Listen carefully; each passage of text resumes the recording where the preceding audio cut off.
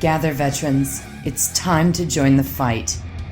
The long war begins.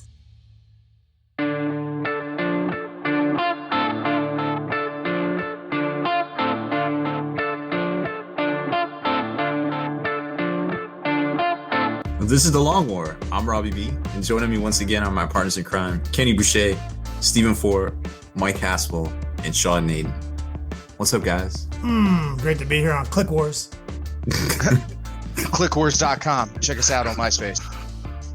I feel like I need to change the intro because of this week, so I'm going to supersede your intro with Long War Assemble. That's right. Well, this is the E podcast of one of the most epic movies that will potentially come out in our generation. We're saying it's going to make $1 billion or something. I mean, they all made $1 billion. They've all made $1 billion. I'm predicting $3 billion. Faster. Gonna knock out Avatar and Titanic. That adds up. Wow. Will it ever touch Gone with the Wind, adjusted for inflation? No, I don't think so. Nothing does, right? Nothing comes close. When it was the only movie that came out for 3 years. Yeah. Also that. Nah, Star Wars. The first Star Wars was out because I remember watching it in a theater, and I wasn't. The first Star Wars played for a year in the theater, at least. At least. What? A legitimate year? A legitimate year. Solid. Yeah, solid year. Because I remember it, and I was not very old. Titanic played for a while. Probably a year. Haspil's secret favorite movie. Oh, it's not favorite movie. Movie he's seen the most times in theater consecutively was actually the Titanic. It's a trivia. Trivia. It's not the one I've seen the most time in theater. That honor goes to Close Encounters of the Third Kind. But I did see Titanic probably more times than you would think I saw it in the theater. Like whatever number you're thinking of, I probably saw it more.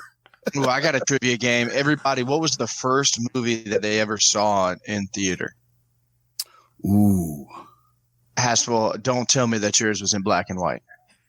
No, it wasn't. The Humpback of Notre Dame. I think it was the jazz singer. It was a talkie. Yeah. Damn. Mine was The Lion King. Are you serious? The Lion King. I can't even talk to you. You're dead to me. That was the 90s. Jesus. First movie. Yikes. I don't know. I think mine was like the Disney Robin Hood, maybe. Oh, great one. It might have been that. I'm not sure though. I have no idea. Like I can't remember back that far. I turned 36 a couple days ago, so instantly all my fucking brain files gone. Welcome to Old Club. Yeah, I'm in my late 30s now, so like I can't remember anything. We don't talk about Old Club because we can't remember anything. First rule is you don't talk about. What was I talking about again? That is. Yeah, I don't know. You guys are way old. What's that like? Maybe one day I'll get there. You're what, 25, Rob? Ish. Yeah. Hard. Rob, I don't know. Rob, I haven't been getting ID'd lately. Maybe that's what Juice was talking about, the facial hair. That man meat growing on your face is definitely is allowing you not to get carded. It's the eyes, honestly. You can't. If you look into his eyes, you're like, oh wow. You look he's into 50. Rob's eyes and you see rice patties and Huey's like landing. You're My just wife like, and I used to play that game with restaurants where when we were like a little younger, right around 21, if I shaved, we would get carded. And if I didn't shave, neither one of us would get carded.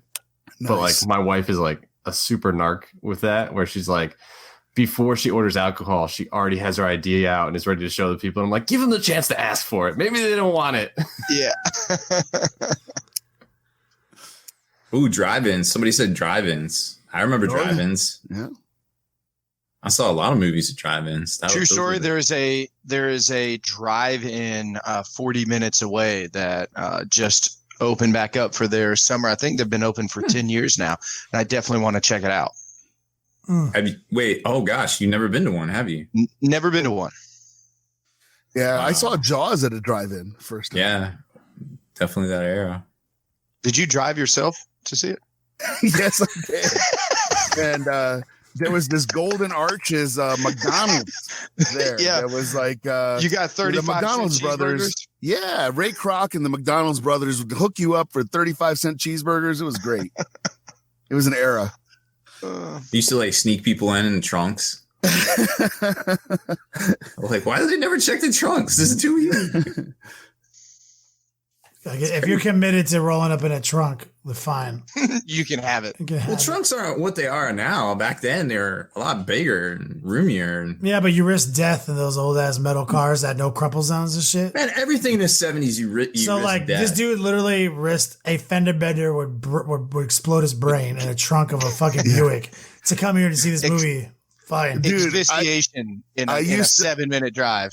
I used to own a Monte Carlo Super Sport, and I know for a fact you can fit 4 grown men in that trunk of that car. That's not safe. Notice I said grown men, not bodies. Damn. So poop stories, dick jokes. Anyone got one, or are we going straight to content? Did I tell the overflow story? Did I tell that one? By the way, did you get a text from Dave this last week? I saw that there's actually a poop subreddit where somebody posted a picture of them holding a poop. Maybe inspired by real life podcast events. I have a suspicion it's David's alt account. One of his 9 alt accounts.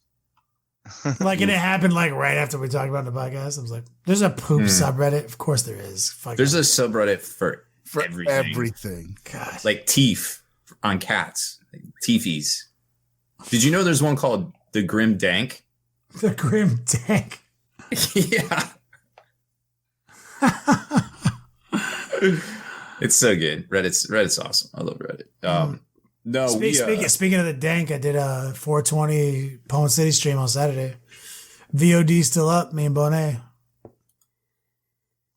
It's the first time in the history of our Pwn City promotion that we got to stream on 420 oh, it just lined up. That's right. from Hollywood, California.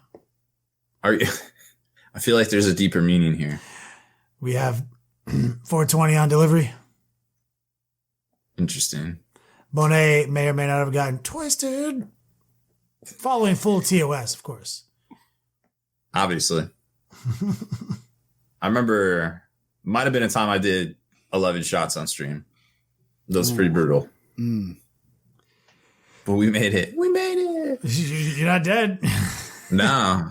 My doctor was like, you should really stop that. And I was like, yeah, you're right. I should. You should, yeah. You're like, yo, my job requires me to drink a lot. And he's like, don't do that job. That's a stupid job. Yeah, that job's stupid.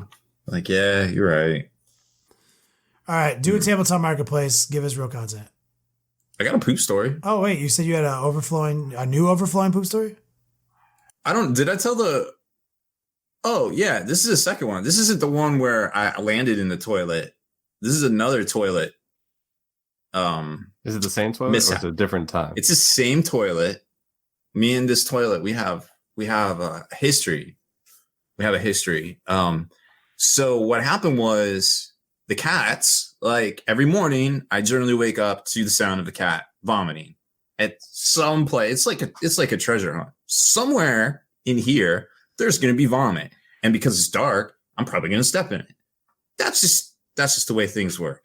So it happened. And then I stepped in it and I was like, great. But it was a really, really bad vomit. Really, really bad vomit. And I was like, okay, fine. So I'm cleaning it up. Use the toilet paper to clean it up. And then I just throw it in the toilet because I flush it. Because if you throw it in the trash can, it's going to get stinky. Not that I can smell it, but other people will smell it. The cats will probably smell it and try to go in there and do something with it. So I flush it. On the same toilet, also take my morning poops. Because that's just reasonable. That's what people do in the morning. Step in cat puke, clean it up. So wait, both stories have something to do with cat body waste and your feces? Oh, it gets better. So I'm doing this. Remember, it's dark. So and it's early. So I'm not like brains are not firing as much as they should. So I'm using toilet paper to clean up all this massive amount of puke. And then I throw them in the toilet. And then I sit down and I take my poops. More toilet paper, whatever. And then I'm like, okay, cool. No big deal. I did my thing. I forgot to flush. So obviously that's going to make a thing, right? So then I come in later on and someone else has used the bathroom.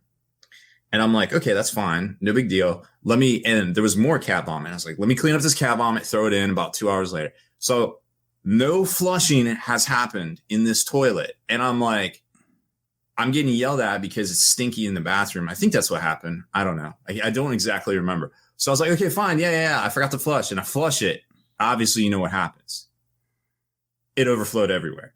And I didn't realize what was happening. And I'm sitting there and I think I was brushing my teeth or something. And I start to feel water on my feet. And obviously it's not very clean water at this point. And I'm like, and I start to it hits me like the bullet time. And then I just realized what I did. And I realized that there's shit water all over the floor. And I'm like, no. And then, that's not shit water. That's like hepatitis A through F water, bro. And of course, it got like old shit milkshake to get you going in the morning. It was so bad, and it got on the because you got the bath mats on there, so you don't slip on the tile. So it's soaked into that, and these things are a pain to clean, and it's like everywhere, and it's starting to like get out onto the hardwood. I'm glad you just bought that house. Oh no, that's not a real thing yet. But yeah, it was a huge nightmare of poop and cat puke, and this is my life, man. How come Rob's stories are so much grosser than our stories? Because I live with animals. So do I. So do I. You guys don't have these problems? You don't step in cat puke every morning? No, we have dogs. Oh. Yeah. Dogs, if they throw up, they eat their own throw up, so it's not a problem. They're clean animals. They're not disgusting at all. They don't give you pink eye either. No. Well, I mean, actually, no animal can give you pink eye. It's a human disease, so if you get pink eye, it's you. Dog throws up. Dog eats vomit. Dog licks balls and butts. Dog then kisses you. Wake up, kiss in the mouth, and you enjoy it. Oh, the end. Well, I guess that's why we have these problems. Or I have these problems and you guys don't. So one day we'll talk about the wildlife that's here. It's all fat and it's mean. The birds are mean and they're fat and they don't scare easily, and I don't like them. They taunt me. Old man Rob. Anyways, tabletop market watch with no natural predators. We need to introduce. They don't even care. Aren't your cats the bird's natural predator, or they're not allowed to leave the house? Oh no, I don't let them out because they get in the things. It's bad. They just And they know it. That's why. Coming out next week. Well, actually, we got a pretty robust tabletop market watch here. So the White Dwarf will be out next week with, of course, Yanari rules in it that I'm sure Sean is very anxious to get a hold of. I gotta find where I can get a White Dwarf. Oh yeah, they don't do the digital one anymore. I heard Barnes and Noble has them. I'll have to hit that local game store. That FLGS. Give me my rules. Yeah. Hopefully it doesn't sell out like the Assassin's book. Apparently there was a big thing. And what was that last issue, Juice? What was the deal? Like they sent out an email that they're like, we're sorry, we didn't make enough. And then like 2 weeks later, a lot of stores got their White Dwarfs. Back ordered almost. Like some sort of snafu. Yep. I don't know if they ever said what the deal was with that, but hopefully we don't have that this issue because, if there's rules people are really, really want. I think people might buy this just to get the NR rules just so they know. I will. They're definitely a top list. one of the top lists. All right, so White Dwarf comes out next week, $9 US. Slaanesh obviously is on deck. All sorts of releases. So Keeper of Secrets is $140. And to be honest, at first I thought that was kind of expensive. I was like, dang, did they go up? But the Great Unclean one was $140. So they're about the same as the last release. And it makes both models. It makes the new special character and the regular one. So that's similar to the Great Unclean one and the Bloodthirster kit. The Great Unclean one builds 3 models, and so does the Bloodthirster. Yep. So no, I think you gotta buy Scarbrand separate. Right, but it builds 3 different types of Bloodthirsters. Mm-hmm. Yep, you're right. Yep, it's got the man. You remember when remember the really good one that would D people out? Those were the days. 7th edition. Then they've got the Contorted Epitome. That's like the reflecting glass sort of thing. No idea how it's going to work. I don't know if it's artillery, weapon team, just a unit, a jet bike. I don't know, but it looks cool. $50 US. The new Demon Prince that we're probably going to talk about a little bit tonight. Silski. It's like a Demon Prince Herald all in one. Master Blaster run Slaanesh Border Town. $50 US. The Fiends of Slaanesh. I assume they're going to be a 3-pack box. $50 US. Infernal and Rapturous is $40 US. A little bit of a surprise there because generally the special characters are like $35. Can we be real for half a second? Sure. And say that these Slaanesh models are really cool just because they're new and GW makes amazing kits. But what new hire made this sculpt? Did they not know anything of any of the other Demon Princes? Like, what? Almost. I mean, I don't understand it. Can somebody help explain to me the Keeper of Secrets we had before, all the Demon Princes that exist to date, and then we get the Undertaker with 6 arms, right? The Undertaker WWE, not like Scythe Undertaker. Like, I don't understand it. I think it looks cool, but I guess I'm didn't know if there's any backstory behind this, or does everybody like the models, the kits? Like, it seems a little odd to me. There's definitely a lot of undertones. They're not quite as demon-y. They're more, I guess, they tried to make it both masculine and feminine at the same time. And I think there's a lot of, they took a lot of stuff from Hinduism a little bit. It seems like it almost reminded me of a demon out of, what was that show with the brothers that they're getting ready to cancel it? It's like 15 seasons. And Kenny, you had me crack out Supernatural. on it. Oh, yeah. Supernatural. That's exactly right. It reminded me almost like a demon coming out of that, where everything in that show was more humanized, you know? Yeah. I think the new Keeper Secret is tight. And same with Selesky. They're both really cool. Yes. But the faces on the Contorted Epitome, that model's a little off to me. Yeah. And I don't know if it's a paint job question or a modeling question, but the faces on it are just a little off. But they look very Carnival. Yeah, they look like almost like caricatures of Slaanesh demons. Yeah, it's very, very Carnival. Yeah, that's a good analogy. Yeah, I was trying to find a picture of the new Keeper of Secrets, but it kind of reminds me of Xerxes from 300. Yes, a little bit. Yep, yeah, very much. Yeah, 100%. The mask is getting redone. Gone is the Buster Fine Cast, in as a plastic clam pack at $25.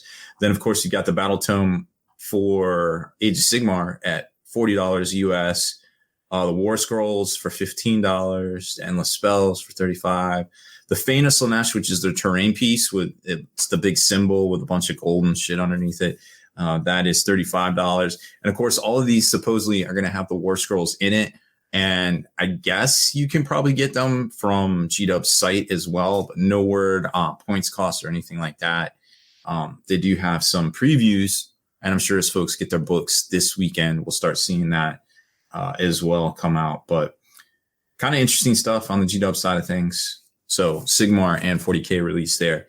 Now, if you'd like some different looking Slaanesh models, Creature Caster, of course, has their Matriarchs of Ecstasy just came out.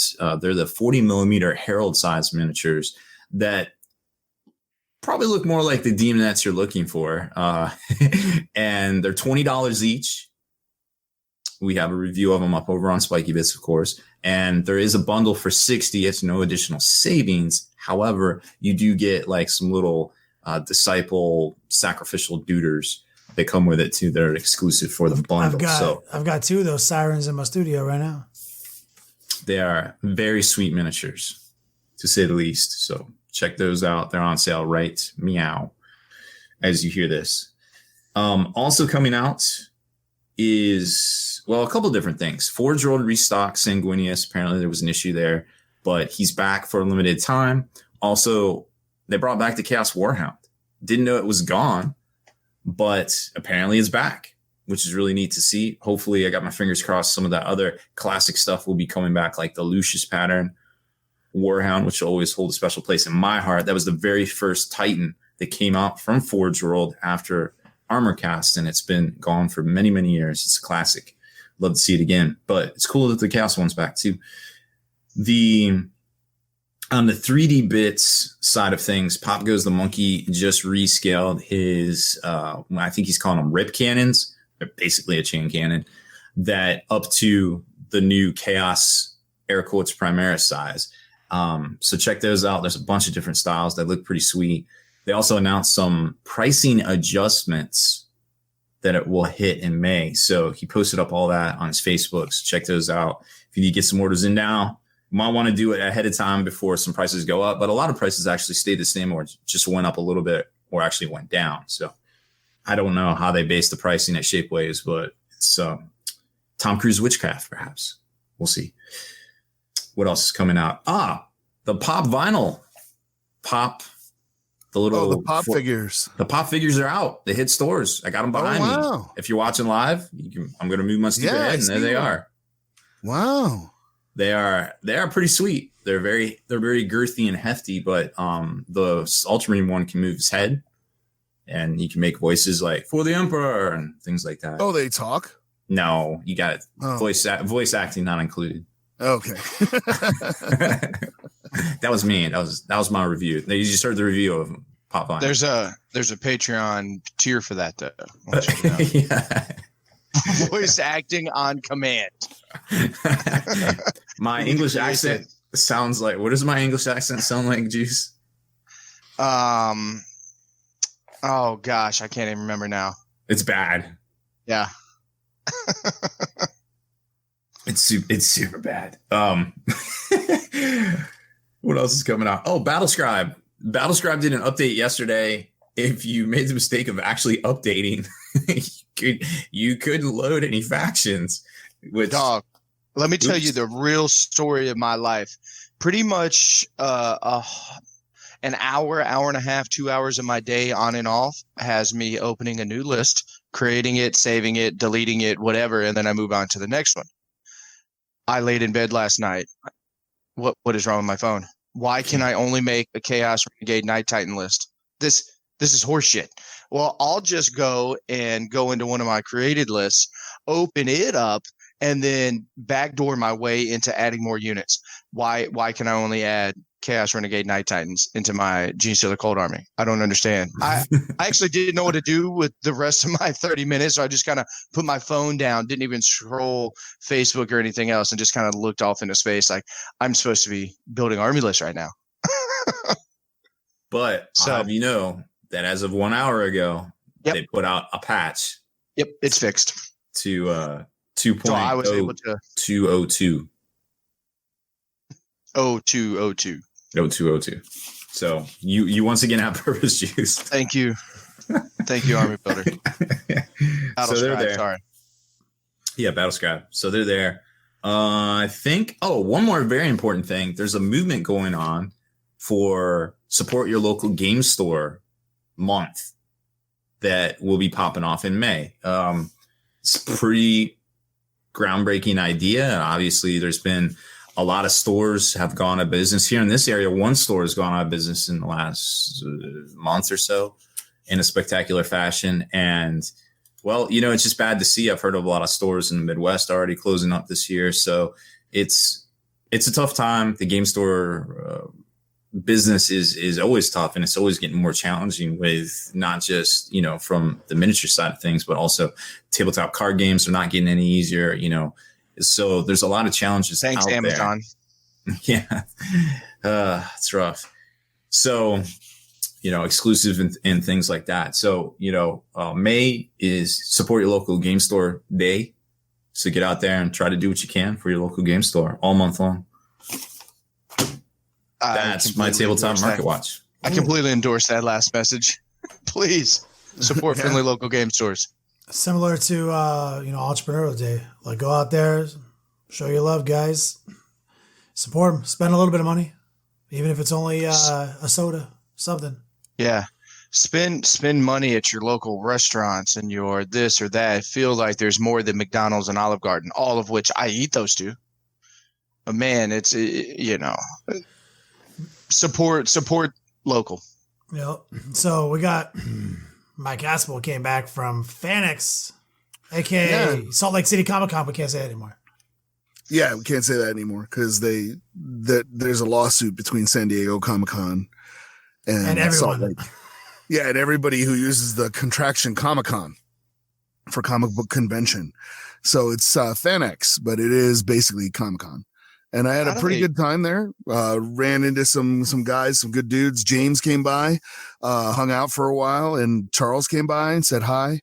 A couple other folks came by just to, you know, just show their support, and they listened to QFD and actually started a debate at the Bard's Tower booth where I talked about. I was like, it was awesome, like talking to some legit like people like Jonathan Mayberry and stuff about my theory that Kirk covered up the entire Space Seed stuff, and that's why, like in Star Trek 3, everybody was willing to like throw their careers away is because they knew they were going to get court-martialed. And he was like, you know, that makes a lot of sense. That's really dark. But yeah, I had a good time. I actually was on a panel with Brandon Sanderson, which was really cool, and Brian McClellan, who writes some Powder Mage stories. So that was a lot of fun. And we put some developments in place for fans of Graveyard Shift that I really can't talk about now because things aren't set yet. But it's good things, all good things. So that was a good weekend. It was tiring though. It was I've been rough. waiting for years for Makari. Yeah. And it's like, yeah, it's so fingers crossed things may work out and we'll see, but I don't want to jinx it. So I don't want to talk too much about it. What was Brandon Sanderson like? He was really cool as usual. You know, this is like the third time we've met, but he doesn't remember me. And it's like, I don't expect him to. I'm just like, yeah, okay. You know, it's the like fact if I that he still writes every day is just like shows you his commitment to his craft. Because if I had that kind of money, yeah, you might never see another 40K stream again.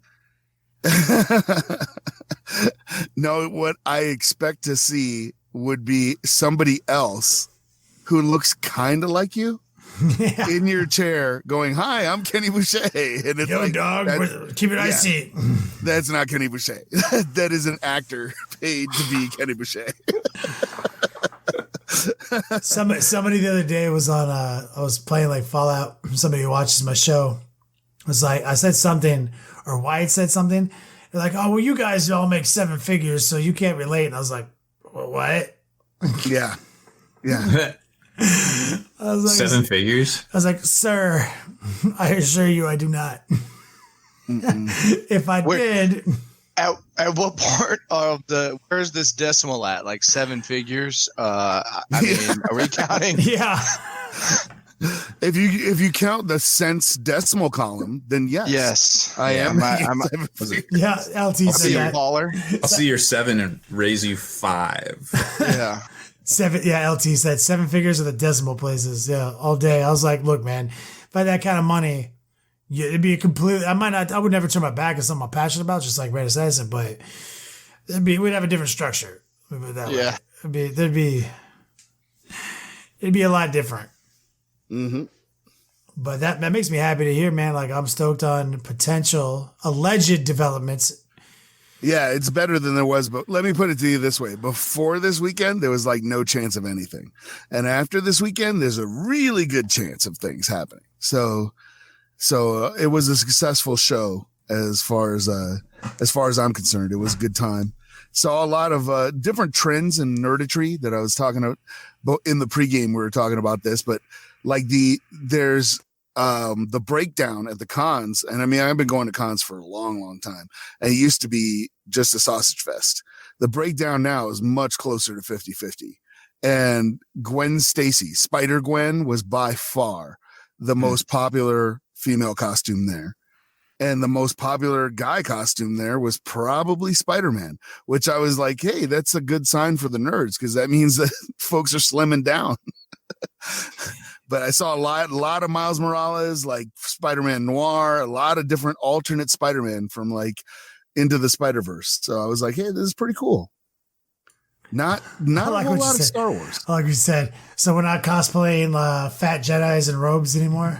No, there were actually a surprisingly, I think I saw maybe 1 or 2 Reys and maybe a handful of Jedi, and the 501st was there, but they now have a booth, because they used to like wander around the cons, but now they have a whole setup where you take pictures with characters from the Rebel Legion and 501st, but all the money they raise goes to charity. So you pay $5 or whatever and pose with your characters, and they have these awesome backdrops at their booth, so it looks legitimate. You know, it looks like you're in the Death Star hallway or whatever. Nice. And all their money goes to charities. So it's pretty cool. That is badass. So now that we've talked about FanX, can we talk about Mike Haspil's Game of Thrones predictions? Volume 2? Sure. Okay. So I'm so hyped for this weekend. Oh my God, dude. So I am not going to include any spoilers. And with Avengers, I haven't seen it, so I legitimately can't spoil anything. Are predictions spoilers though?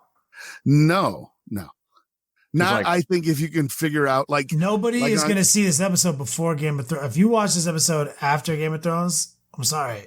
Like, we can't be held responsible for our predictions. Well, there are certain things that characters did in that show that I was just like, that was dumb. And it wasn't dumb from it's not dumb from a story perspective or dumb from a in-universe perspective. It's dumb from a meta perspective. Like Grey Worm, you cannot be the only brother on a show and make plans on the eve before a battle. Like, don't do that. No, but I actually, my wife and I discussed that, and I was like, what if he's the first one to die? And she's like, they can't. He's the only person like color on the show. So like he's got plot armor. I was like, you're right. He does have plot armor. He has plot armor. It is not The Walking Dead, so he might survive. but my thing, talking about Walking Dead, yeah. I think they've overbuilt, and everybody's talking about them crypts, and you're sending the women and children in the crypts, and I think it's bad call when your opponent raises the dead. Yeah, probably not good. Yeah, we've made mistakes. and I say this thing and only in a joking fashion, because I only have goodwill towards like Game of Thrones right now. But this last episode was so it wasn't quite like just fan service, because they had a lot of that where they were just closing up storylines and everything, but it was a love letter to Lord of the Rings.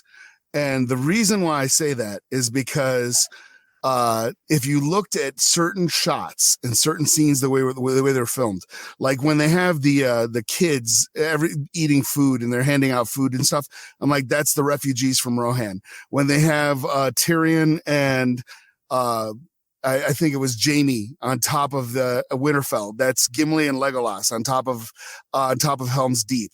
They had so many shots that were like right from Lord of the Rings, and then towards the end, it was Pippin singing to Denethor. You know, it even had a similar melody to it. I was just like, yeah, this is a love letter. Like, these dudes watched a lot of Lord of the Rings. Like, a lot. But it was cool because I love Lord of the Rings, and it works, and it gets the feels going. So that is next episode's going to be ridiculous. Yo, when Tormund Giants Bane rolled up in there, and he was like, "Hey, it's all good. I haven't seen you in a while." They're like, "How long do we have?" Oh, like I don't know, like 18 minutes. Yeah. How are you so chill about this? Yeah, it's awesome. It is really, really cool.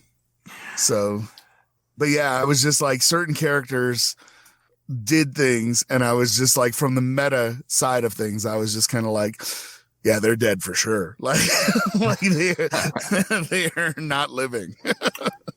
Yeah, like there were definitely some interactions like with certain lovable female characters that are very young. Yes. That when she was interacting with her cousin who has been exiled, that made me go, she did. Yep. And then there were, it's almost like, and then what I mean by doing stuff that's meta, that means that they're dead. It's almost like if a character walked in and said, man, after this battle, I'm hanging everything up and retiring, moving to the Bahamas, right? Yeah. It's like, that guy, it's like, I got 2 days to retirement. When you're catching a bullet to the head, you're done. True story. But it was crazy too, because like you think about it, there's so much left that people want resolved, and there's only 4 episodes left. Yeah. Well, it's perfect. They're just gonna kill 99% of the plot points in Battle for Winterfell. My question is, why is it ending? It's like, with the following that it has, with all the open ending, who got fired, who got balled out? Why is it ending? Well, because in theory, this is made off books that have an ending and have like a story arc. Now those books haven't been finished yet, but that's in theory what it is. It's not an open-ended thing. It has an existential end that exists in one man's head. Yeah. And so HBO is going to do the spinoff. I think it's a prequel series about, I want to say it's about the first guy with the first men, getting everything off, assembling the 7 kingdoms and everything. And it's like, that way they're not they're tied to the source material in the world, but they can do whatever they want. Kind of like what they're doing with the Amazon Lord of the Rings. Where it's set far enough back that it's an open-ended story that just has a arc. Like, you can only exist here for 200 years because then this island is sinking, but in those 200 years, we can do whatever we want. Yeah, we can 72 seasons of Supernatural. Yeah. Yes. Well, that was Game of Thrones theories. Battle for Winterfell this weekend. Avengers Endgame this weekend. It's going to be the hypest weekend in the history of motion picture. Yeah. I've got some predictions for Avengers. It's like, I'm hoping it makes 900 opening weekend. Yeah. My cousin and my wife go to all these movies together. She runs her own girl nerd blog, Fangirl's Dilemma, if anyone is looking for that kind of thing. And she's saying that Monday should be a mental health day for everybody that is in nerddom. Dude, because you're going to get back from Avengers and be like, dude, that was legit. And then watch the Night King kill everyone you love. Yeah. How rough would it be if they just beat the Night King? Like episode 3, the next 3 episodes are just like. Well, I think if you're talking about meta, I think they have to, if they're not all going to die and there's no one going to be left alive, they have to beat the Night King in this episode, because otherwise you can't resolve the Cersei arc in enough episodes. You can't lose this fight and then have another episode where you fight back and win. Like, there's only enough time with 5 episodes with 4 episodes remaining for you to either win this episode and then go deal with Cersei, or not win and just everybody dies. Those are the only 2 options based on timeline remaining. I think, okay, and I'm going completely into speculative here. I have no information. This is just me talking out my butt. I think they're going to lose. And I think they're going to have to fall back. And the Golden Company that Cersei hired is going to help them. down the line. I think that Bran is the Night King, and he's going to take over the Army of the Dead, and they're going to march on. They're going to march down south and take King's Landing. What if for Jon Snow? What if Bran warged into the Ice Dragon? Yeah, we haven't seen it enough warging.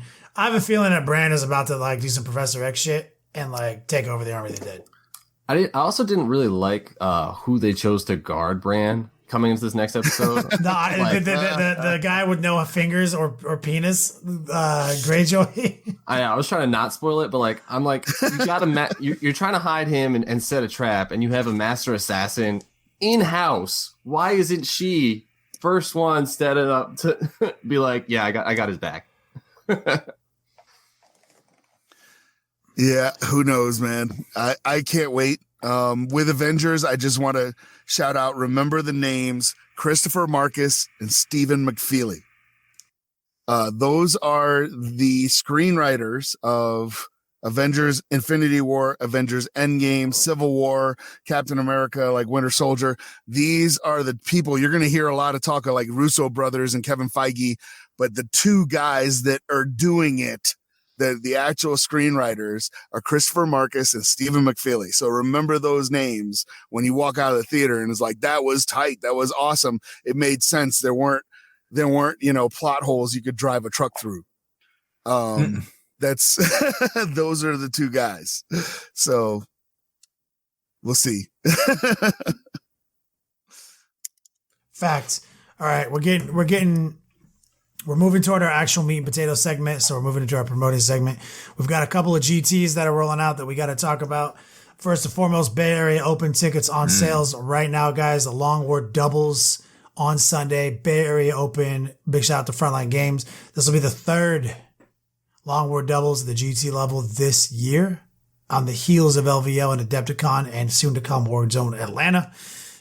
Definitely navigate your asses over to the Bay Area Open website via Frontline Gaming. Pick up those tickets now.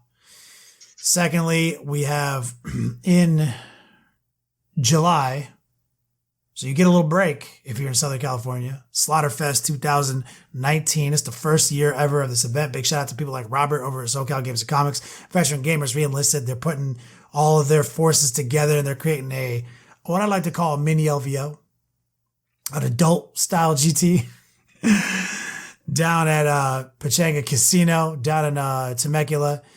There's like literally adult only swimming pools with like pool access bars at that casino. They're using full hobby tracker from the ITC for this event, brand new terrain, and they're bringing that heat. Like I said, Slaughterfest 2019. Shout out Veteran Gamers Relisted, and I'll turn it over to Juice for the news on the Beats Lab Gaming GT and the cutoff dates.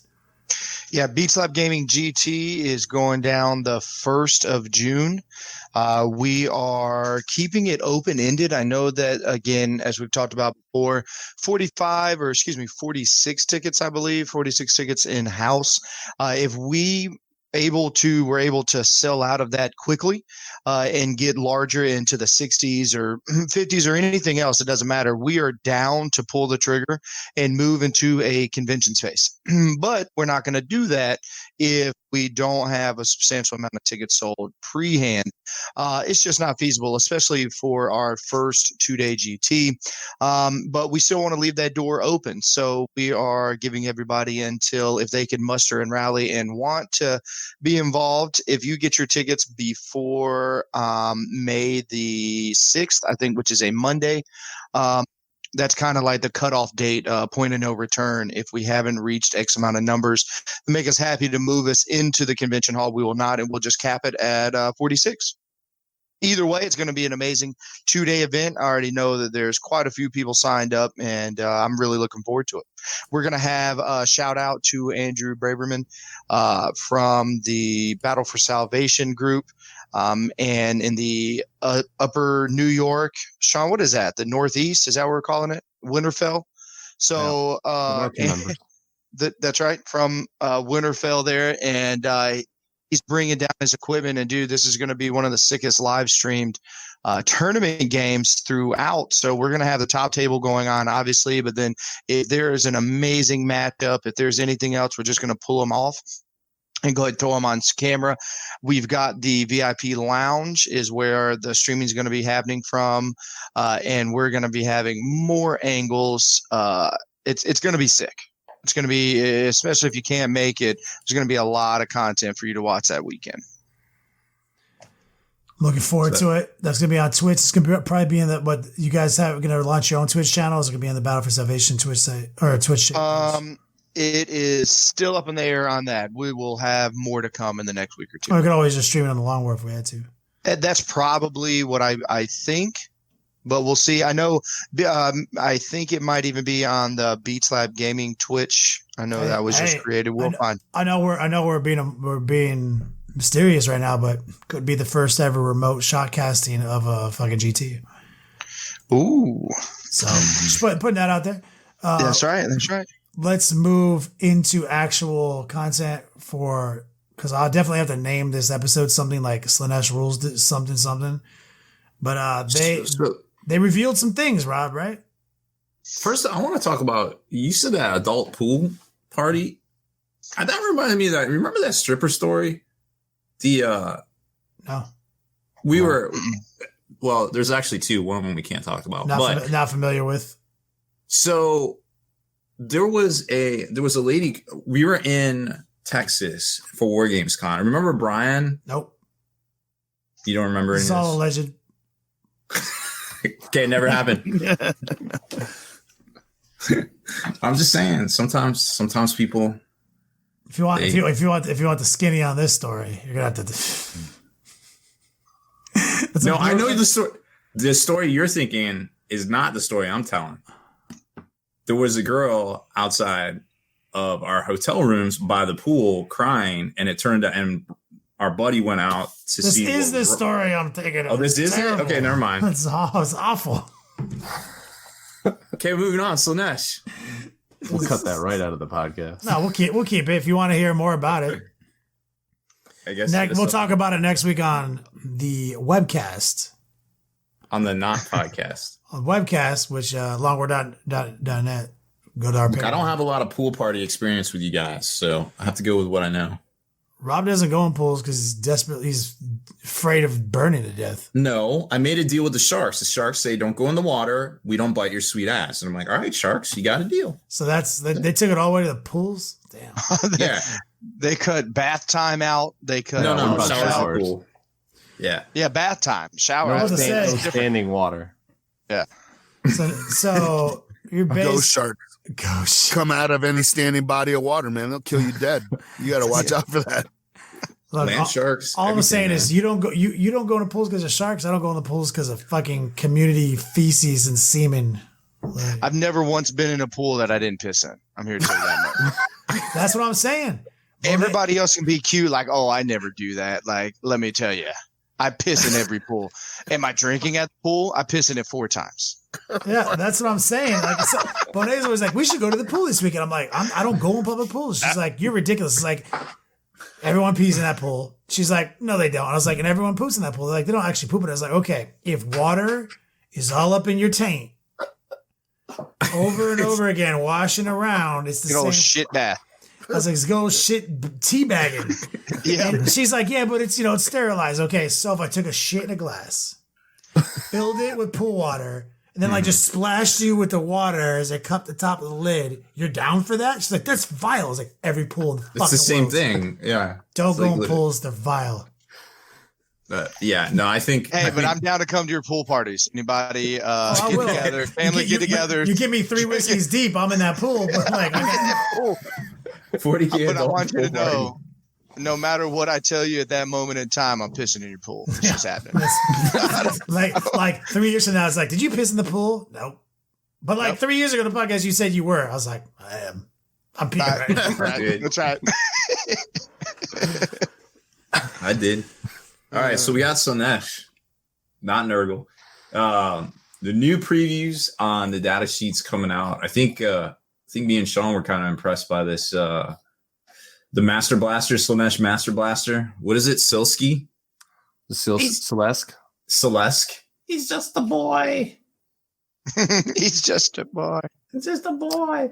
So I think I like models that have cool and innovative rules and that are kind of unique. Mm-hmm. Anything with unique rules, I feel like it has play in this game. That's why I love the Incarn and the Solitaire so much, because there's nothing quite like them, and there's not really quite anything like this model. No, I think the cool thing about it is the fact that they have 8 attacks, then they can use the whip or the axe, then consolidate, and then attack again. So what's that do, Sean?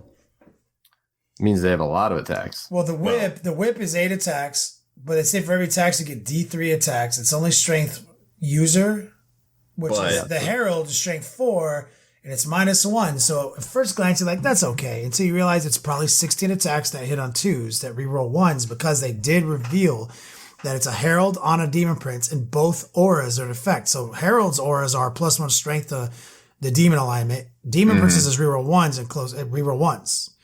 So suddenly this guy is hitting on 2s, rerolling 1s, and he's a strength 5, D3 for every attack. So roughly 16 attacks that hit on 2s that don't miss, that won't on 3s. That dude is clearing out a guard, like he's clearing out a guard squad. Like no matter, like it's just gone. Right? Yeah. So like we using the analogy of a Castellan behind guardsmen. That guy charged both. He kills all 10 guardsmen. And then what happens after he finishes that action with the whip? Then he hits him with the axe. It's a pile in again. Fucking yeah. And it's a demon axe with no negatives. It's fucking strength +3, aka strength +4, because the heralds, and it's -3 damage. Solid. That is an incredible unit, and it's rumored to be Demon Prince. It's got, they say, 9 wounds, so it's gonna probably be a character you can't target. That has all the Slaanesh Loki shit, so it's going to be moving, advancing, and charging. So it's going to be if you're playing some Slaanesh model faction shit, you're going to have this model.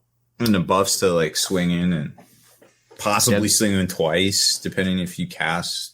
I think there's some other ways to do it. Well, no, there's not.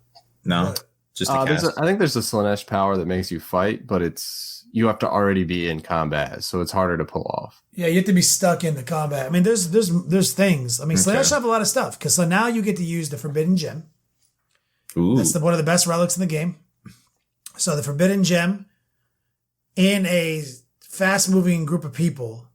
So like you can even, let's say you get to this Castellan and you're within 12 inches of it. Let's say you charge in, you kill the guard squad. Let's say you put 18 wounds on the Castellan. He stomps back, doesn't kill you. And you know what is he going to do the next turn? He's going to back out of combat. And he's going to he might just finish you off a guardsman, first rank, second rank. We'll see. But if he fucks up and shoots the Castellan over here, and you had the Forbidden Gem, you can stop it. He can't act in any phase. In 12 inches on a 3d6 leadership chest, if you beat his leadership, you can do. A lot of people always think about like, yo, I'm about to get to fight phase. This guy can't fight. Right? It's any phase. So it's pretty solid. So you can make him so he can't fall back if you Forbidden Gem him, and then he's stuck with you. And then since you're Slaanesh, you fight first is their ability. Even if you're Tyzies. Yeah, there's a million applications here that this guy is going to be able to fucking utilize. And if you look, and Sean, you've been talking about doing a Slaanesh mono faction for a while because, that's your heat. How you feeling about, you scheming? Scheming. I like this other rule that I think is on the derpy model that I really don't like, the model, the contorted epitome. Which is like, we don't know. It seems to be a caster. It can cast 2, deny 2. It has a couple little abilities. It'll be interesting to see, but it seems to have this ability where if enemy units are within 6 inches of any models with this ability, then you have to roll. If you want to fall back, you first have to make a leadership check on 3d6. And Slaanesh has a bunch of ways to drop leadership. Well, right out the gate, they have a psychic power called Phantasmagoria, which is a straight up 18-inch -1 leadership. Yep. That's like, so whenever I take the guy with the Forbidden Gem, that's his psychic power. That's my combo. So like, you're right. There is a leadership manipulation power that's easy to cast. That's an 18-inch range, and a fallback leadership based manipulation and a Forbidden Gem. That's a threefer, bro. That's a good set of stacks. You can fuck somebody's entire game plan It up. looks like they may have changed. I don't know if they changed Phantasmagoria, but it's now an aura of 12 inches. From the caster. That's what I meant. That's what it was? Okay. You know, I mean, okay, let me put it this way. Since 3rd edition 40K in the 90s to now, how many basically versions of Latin I've memorized, dead languages that are meaningless? Like, I forgot. Yeah, no, but it's a cool ability. It's instead of you're debuffing one unit by that leadership, it's every unit within 12 by one. And then this horrible fascination is 6 inches. Then people can't fall back. So literally with this one model that could cast that power, it has a 12-inch aura of -1 leadership and a 6-inch aura of you can't fall back. So this model doesn't even have to be in combat to keep you from falling back. So it can be safely behind your guys, behind your demon princes, and keeping people locked in with them. So I think that's really interesting because I love things. Don't fiends already have a no fallback thing too? They do, but I don't know that it applies to. No, but what apply to everything? I want it to be I want it to be a completely different set of rules, so it's 2 things. Yeah. Like I don't know the wording on the fiend one. That's what I'm seeing a lot in this. What is the witches one? I think it's the same as the witches one. The witches is works on only infantry, Right? and it's a roll off. And it's a roll off. I think they might have something similar. I don't know. Fuck. Rob looks like he's looking it up. The fiend one I don't think is a roll off. I think it's automatic, but it might only work on certain things. We're going to discover that truth. Oh, and keepers have a -1 leadership too, don't they? That's what someone's saying. Slaanesh has some play. I don't think you can just fall back from fiends. I don't think it's a roll at all. You think you just can't fall back? Like if you have fly, you can fall back, but otherwise you don't, or something. Yeah. But this fascination thing seems to get around fly and all that. So there's a couple of ways. Viking Teabagger is saying fiends, you can't fall back unless you fly. So like there's multiple ways to trap multiple parts of a person's army into fights they don't want to be in. And then you fight first. Yeah, and you think about this, right? So this is in the Slaanesh, and this is right off the back of the Vigilus attachment coming out. So you're pairing you can't fall back, right? Very easily into an army that has some of the grossest characters, right?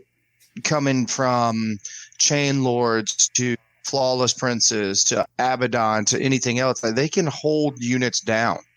I'm really impressed with this. Well, that's also the big problem with Slaanesh, right? We talk about the Keeper Secrets it's now going up to 16 wounds is a little faster and all these things. If you can just get those models into combat and lock people down, that takes away one of the big problems with that model, where it just gets shot and dies. Does that fool have a 4-up invulnerable or a 5? 5.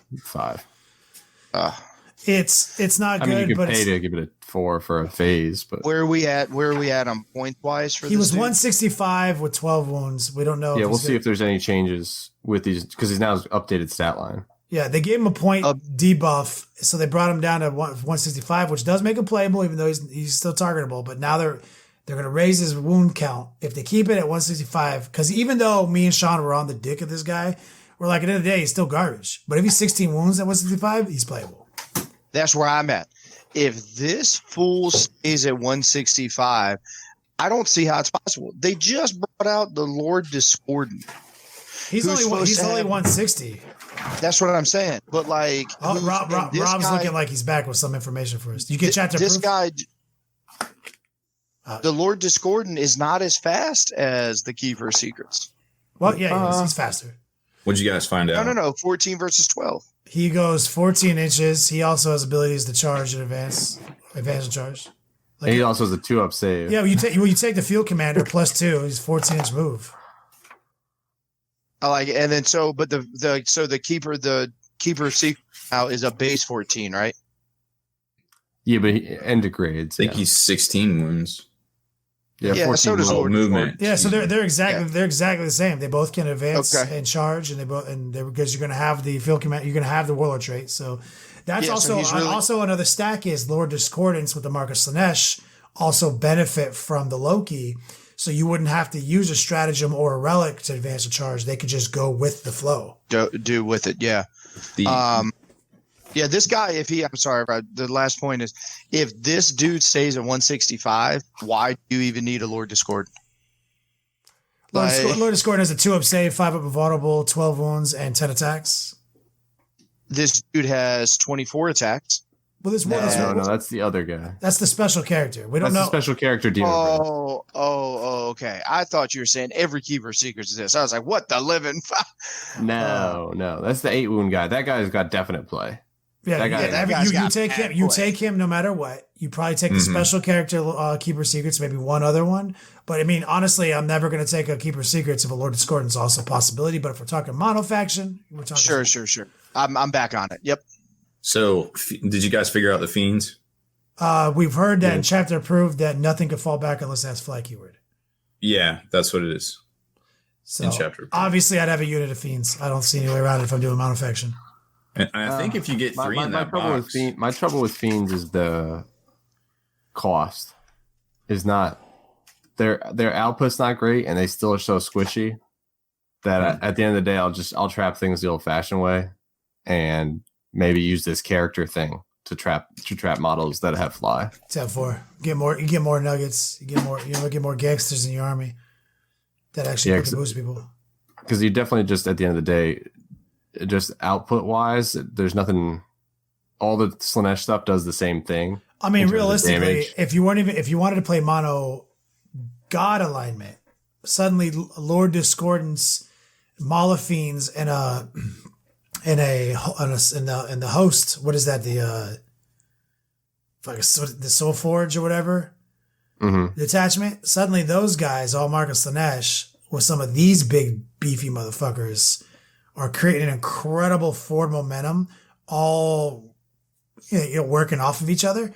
So you're giving people demon engines that bring wounds back every turn as targets to screen the characters as you push forward. I mean, even if you can still target the keepers, it's a lot of big models that trap people in close combats, do a lot of attacks, and you can have an incredible base. And it could be all Slaanesh still. Like, I mean, you can now even justify like Slaanesh Terminators double shooting or something. You can create this entire incredible demon style thematic, Slaanesh army that nobody could question thematically. Dog, do you know, I was able to get some playtest games in the beginning of the week and over the weekend. 2 Lord Discordants, double Mauler Fiend, Obliterators, 10 Slaanesh Terminators. Obviously, the Obliterators don't have marks, so they can do everything. Abaddon and the Chain Lord filled in with Cultists. That shit bangs. Lord, I mean, just as a base, for anybody who doesn't see the writing on the wall, in 3 weeks, every tournament in the country or in the world will have one guy that shows up with two Lord Discordants or 3 Lord Discordants and 2 Mauler Fiends, or 3 Mauler Fiends and 2 Lord Discordants. That's going to be a basic combo everywhere. Yep. That shit is just good. It's good. In my list, in my model list, it's either 3 Decimators. It's either 2 Discordants or 3 Decimators, or 3 Discordants and 3 Mauler Fiends. Those are the 2 places I'm going. Yep. And let's go on record. How hardcore, pissed off, shitty were we talking about? How terrible this Lord? We said the Discordant was garbage. We said he's as a singular. I mean, he can be dealt with. His point costs. We also were. We thought it was going to be. We thought GW was going to make 200 something points. We thought he was going to be fucking unplayable, and then he come in 40 under 2, and we were like, okay. And we actually said it to our credit. We said if he comes in substantially at a 200, then I will play this guy. If he has more than 10 wounds, we said that shit. So guess what? Yeah, he's substantially under 200. I'm playing 2 of them minimum. Like they did it on purpose. Like one can be dealt with. Make them buy 2. Let's all remember, Nova Star says 90 Demonettes is only 540 points. 90 Demonettes. That's right. That's right. Oh my gosh. That's right. Get back on it. You know what's even better, Nova Star, is 540 points in fucking reinforcement points. And you just all you got to do is sneak in one fucking master possession in your Supreme Command attachment of fucking Lord Discordance, and suddenly you've got all these ways to bring in those Demonettes, or because he's gonna be Black Legion. Let's say like, yo, I'm Slaanesh themed. I'll do what I do, but then you go up against a fucking 250 model count army. You're like, but this one time in this situation, my master of possession who has no mark is gonna be all the marks, and we're just gonna bring in fucking 90 pink horse. And we're just gonna shoot all your orcs and shit. so like, don't get it twisted. I'm all Slaanesh all day until that. Yeah, and Viking Tiki Bagger brings in that all those Slaanesh demons you bring don't have any morale to get around. And I'm not gonna lie, my mono demon dream ends when I build demonette lists, because then I immediately add Scarbrand to my list. That's what I did the day, you know. I think because then nobody can fall back, I believe, from Scarbrand. At the end of the day, mono chaos builds have a lot have demonic reinforcement points. Like it's if you it's hard to escape. You're gonna be in the beat lab. You're gonna create all these ideas, and then eventually you're gonna streamline them, and then you're gonna just say, you know what, I'm a gangster. How about I just pull some for list into demonic reinforcement, and then that way I can pick the right unit for the right task, and that's where the sideboarding comes into play. The tactics do. So I think 90 demons are awesome, but 90 plague bears and 90 EP core is better. So that's where it gets really hard. So that's where if you do, it's still a mono faction if it's all demons though. So yeah, for sure. You know, like somebody was arguing with me today. I think Scarbrand is that gangster because he's like the demon prince that doesn't have wings. That's a great bloodthirster with no wings. Bloodthirster with no wings. And some people, I hate how people nitpick with me now online, where it's like, now we're going to go into a place where mono factions be rewarded. And then I talked about my mono list where I had Red Corsairs and Black Legion, and people were like, "That's not a mono list." I was like, "Get the suck my dick." Yes, it's fucking gas Space Marines. Literally read the rules. I was like, Step this is one, not read mono. the rules. So now you're gonna go. So we got this huge win where fucking Frontline Gaming came out and rewarded people for playing all single codex shit. It's called mono faction. If you play all the units in one codex, and now you're gonna nitpick, subdivide that down to, well, it's not all Black Legion. I was like, what game do you want to play? You want to play a game with no fucking spice whatsoever? Like the Ord player can't have Bad Moons and Evil Sons. Yeah, get the fuck out of GSC. Can't. I mean, you have two different Necron dynasties in your fucking army now, and now you're not. Now you're a soupless because you have two different dynasties in the same codex. Get the fuck out of here. So I know we've talked about it before, but Chaos gets the most love when it comes to ITC. They broke it down the most when it comes to mononess. They're very complex because of that. Yeah, they've actually thought a lot ahead. So shout out to those guys coming up with not just, hey, it's. Are you playing Khorne? You playing Nurgle? Yeah, it's mono chaos. All chaos. You have all one codex. That's mono faction. It's a mono build. Yep. But then you have mono god, mono alignment. That's right. So then that's the armies that register as Nurgle. Right? So you can go Nurgle Demons and Nurgle Space Marines. That is under the Nurgle. So that's why faction. I brought up the if you have a Supreme Command with Lord D's and your master possession, as long as those are all Slaanesh, you're not mono faction, but you are mono Slaanesh. Yeah, that would actually it'd be a funky army. And a lot of the builds I've come up with, because looking around my models counts that are in the house, like I think it would be fun to run like an all big things chaos list. I don't think it would be very good. I'll tell you this, Sean. I've run as a guy who's like, chaos marked his flesh with chaos. Running a chaos all big guys list is one of the most rewarding and fun experiences you will ever have. Oh yeah, because the models are sweet and you run around and fast just and cool and resilient and now you're talking throwing 3 Helldrakes in there too. I'm telling you, let's not get crazy. No, get crazy. They don't kill anything, but they move 30 inches. And you know what? They do kill things. When people put their little fucking their fucking goddamn grand tacticianer in the background, and they're like, I'm 30 inches away. This will be fine. And you show up and you hit him with the Bale Flamer on turn 1. He's like, that was not what I thought was going to happen. Dick. Like Scarbrand, 3 Keepers of Secrets, 3 Lords of Discordance. You're probably out of points around there. And you know what? Now when you play that kind of army, you're the kind of chaos player who has like like leather bracelets with like that are tied shut. Like rings of skulls on every finger and a big box of fucking skull dice. That's where you're at now. That's what I think of the chaos player that I want to be. Yeah, right. For like a month. You'll do it for a month. It'll be on Patreon / Battle Brother. Like, you guys will see it. It'll be a month long content. He wins his first game after 3 GTs with it all, and he's like, all right, I'm tired of losing now. We're back to winning all our games. Eldar. I'll win some RTTs with it. But will you in your region? You have some gangsters out there. I've won RTTs with worse. Okay. I will bet you money that you are not going to win an RTT once I see your list. I will, once I see your list, because then suddenly he's going to come up with some crazy shit. I'll be like, all right. I was like, as soon as we get done with this call, Sean and I are about to get at it. I challenge you guys. I challenge you guys to fucking get in the beats up. I want 2 lists. I want a mono faction Slaanesh list, demons, and I want a mono alignment Slaanesh list that you can reach into Chaos Space Marines. I want 2 viable lists. I want to see them motherfuckers, and I want to see them in action. Well, one's going to be not mono, though. One's going to be all big stuff. Straight big stuff. Okay, the third list. One is Chaos big stuff all day. All day. Chaos big stuff. So we have 3 list challenges for the Battle Brothers. Ooh, there actually there might be a challenge accepted. I might play coming up on, I believe it's May 5th. We're looking at to do another recording, live battle report. If that date works out, I might play Chaos Space Marines and Chaos. So is it going to be mono alignment? Mono alignment.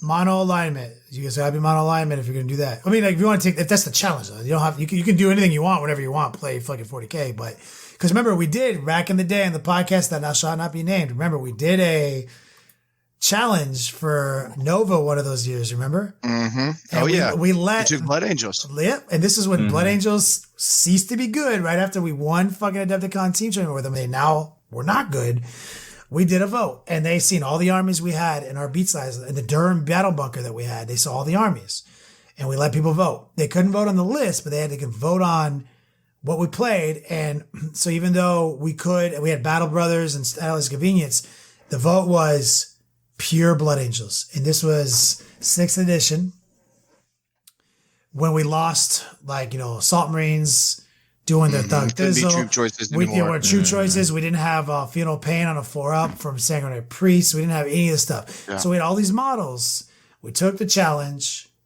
We built the list. We put the list out of line. We play tested the list nonstop. Remember, you were part of that play testing. Oh, yeah. And then we brought it to Nova, and we lost 1 game, and it was to the guy who won Nova. It was Justin Cook that year. Mm-hmm. With Tau, with the new list. And the Avesta Star. So it was so we have the resources with some of the people in this podcast to make some challenges actually matter. So I would like to see this challenge come to fruition. Like, I'd like to see, let's pick a tournament, let's pick a deadline, let's vote it. Maybe you guys do a Patreon, poll. Like, which one we're gonna do? We're gonna do the Monster Mash, the Mono Alignment, or the Mono Faction by this tournament. And then you guys play test the fuck out of it and show people how to get good with a list that has more of the love. Hey, I want to play for this love, but how do we fit these units into the lists to support this concept and still win our fucking games? And then you can set an over-under, losses wins. Is it a success if we win this many games, or is it a failure? Real quick, I love this. I love where this is going. Give me the help with the chaos builds one more time. If I go mono Slaanesh, if I go God Slaanesh, right, with Chaos Space Marines and Demons, I have to have a mark on all my models, but they're still from a Legion, right? Correct. Well, so the Legion, so we're not saying mono Legion or anything. We're saying mono alignment, and alignment refers to the god you worship. So you could be any fucking Legion you want, as long as the mark. There's some OP. As long as the mark you align, because you have a mark bracket and you have a Legion bracket. As long as the mark bracket is the same across. So Legions don't matter. I can still dabble with whatever I want. It is. I mean, we still gotta win these fucking games, bro. That's right. So at the end of the day, we got to win the goddamn games. Shout out to Team Battle Brothers. That's right. Everyone following on our Patreon page and friends of the show. We actually slid into first place in the ITC team rankings this week. By no less than like 20 or 30 points. Yeah, and let's smashing it. Yeah, not even slid. It wasn't a Ricky Bobby power slide. It was a monster truck run people over. And I want to talk about the scoring system real quick when it comes to ITC now. Everybody is going to have, 10 175-point wins. Everybody's going to have 10 200-point wins. But what's killing for right now for Team Battle Brothers is our like top 6 scores are 250, 240s, 230s. That extra 30-point, 20-point jump is going to be almost impossible to mimic unless you get it from these major GTs, the London GT, Nova, LVO, obviously. Like, it's going to be – I'm feeling so good where Team Battle Brothers are. Team Battle Brothers in their inaugural year is going to be the number one team in the United States. We're winning. We're 2 months in. We're not coming off the top. We've already got, just so you know, too, that we're waiting on 2 scores that haven't been reported that they're gonna replace our 2 lowest, because that's how it works. You're constantly. We have 150 and 175. It's your highest scores. It's your 10 highest scores. Yeah, and we're getting ready to net profit like 90 more points off of our 2 low scores. Which also promotes a bigger team. So anybody out there who doesn't know what team they're going to put in their next ITC event, you know what to put in. Team Battle Brothers with an S. 3 words. Battle Brothers. Congrats, man. It's a movement. Yeah, it's a movement. We're really, really proud. Love the. Well, I'm sorry. In my last 2 tournaments I did really well at. I forgot that I put in Team Long War. I should have put in Team Battle Brothers. Yep. It's not too late. You can message them right now and say, forgot, I need to switch over. That is a thing. We did have a question in the chat about how they're releasing the Slaanesh Codex. Is it going to be online? Is it an actual book? Is it a White Dwarf thing? They didn't really say. They just said you'll get the data sheets in the kits. I'm hoping you can click on the unit on their site and download the data sheet too as a download, but it's really hard to say at this point until this weekend or until the models actually hit the shelves next weekend. Hell yeah. Yo, I just want to comment on one last person, chat, knock knock, who's there, says, I'm going to say something unpopular. I'm not a fan of the whole mono build debate and the push for mono factions. It's such an artificial line as it is. I like what you're saying there. Now, you got to realize, we don't give a shit about mono faction. Like, the people on this podcast who go to tournaments to win, we go to win. If it's in the rules, it's in the rules. It's not something that we innately care about. But then on this side of because we all play to win. But on this side, we're objective game analysts, okay? And as objective game analysts, we understand the value in providing something for the game for all, right? And it doesn't deteriorate the game at all. To add a reward, as intrinsic as this award is, which doesn't have any impact on your actual ability to win. It is a artificial construct that encourages monofaction play, which therefore encourages new builds. Anytime you encourage new builds, the game gets better. So that's where that debate comes from. Agreed. That's where we need to live at, to be honest. Let's make the game keep changing. And to be honest, don't change anything about yourself. Don't play mono builds. Play your mixed attachments and play all your allies, and it'll be fine, right? But what I love the fact is that it gets people involved. We talked about it. Haspil is hyped. He's going to play. There's things that when people play mono, they now can either challenge themselves. Look at that. We just said, let's challenge ourselves. I literally set forth a challenge. Look, the number one thing we do is we scheme. I've been scheming on a chaos mono build for 3 weeks now that I'm going to unveil at some point late this year, and I'm going to win some fucking games with it. Don't get it twisted. You know what I mean? I'm going to be finally, for the first time ever, getting to play some actual chaos space marines. That's where this is coming from. It's now that there's this little practically meaningless reward that Frontline game with the ITC Pro Tour has awarded mono builds. That's all we fucking needed. And now we're here. And it's going to be amazing. That's right. It's more narrative. It's more fluffy to do mono builds. So it's kind of semi-fluffy. Well, although you might not be. It has been fluffy narrative, but that's not enough. You need to give somebody a goddamn cookie.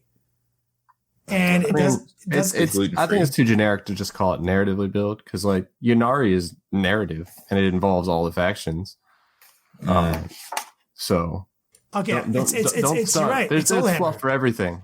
It's old hammer. It's an old hammer way of looking at it. And here's the thing: is we have millions of people, which is an exaggeration of old hammer people, old heads, right?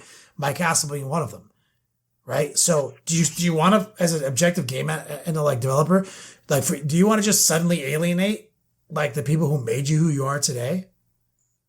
So like Frontline Gaming doesn't want to alienate those people. They rolled out with the mono faction, best of faction stuff. GW, I promise you, is going to follow suit with something in game. Yeah, and it's all game diversity. It's all tweaks, and also it's creativity and giving people reason to be more creative in list design. Because we talk about that stagnating meta, anything like that. So anything that can change that up is great, and it's amazing because people can still win with some of these off the wall things and ideas that they were never incentivized to even explore.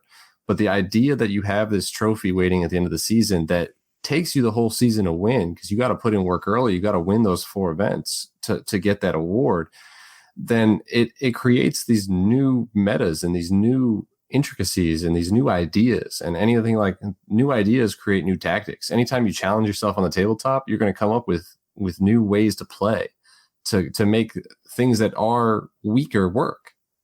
And then you can take that back to playing with your Apex list, and you've learned new tactics that'll make you better on the tabletop.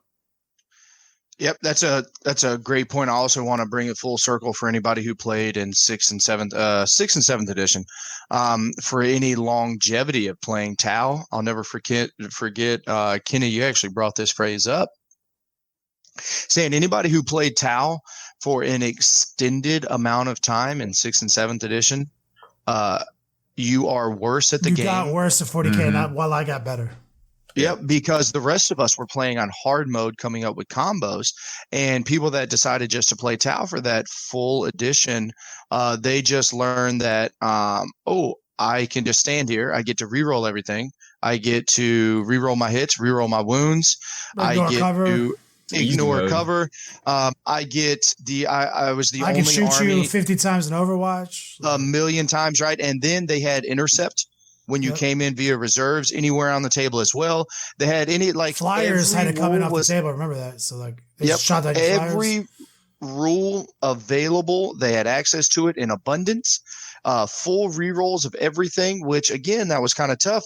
And for anybody, we can go down that rabbit hole. The reason why that 2 of invulnerable and 2 of rerollable invulnerable save came around is because of the mass firepower that Tau could do in a single phase. We had to go to the streets and figure out how do we beat this, and what do you do to gamers when you create one OP thing? We figure out another OP thing that beats that. You have 2 paths. You either join them or you beat them. Yep. Right? And we chose beat them.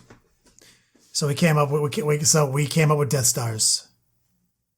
So that was awesome. That wasn't as much as, so we blew the game to pieces, but it was a hell of a fucking light show. You know what I mean? And now we have 8th edition, and it's fucking awesome. Like, it was fucking good. But I mean, we did it. I think we did some good content tonight. Rob, ship's computer. Haspil, take us out of here if you can hear us. If my calculations are correct, when this baby hits 88 miles per hour, you're going to see some serious shit.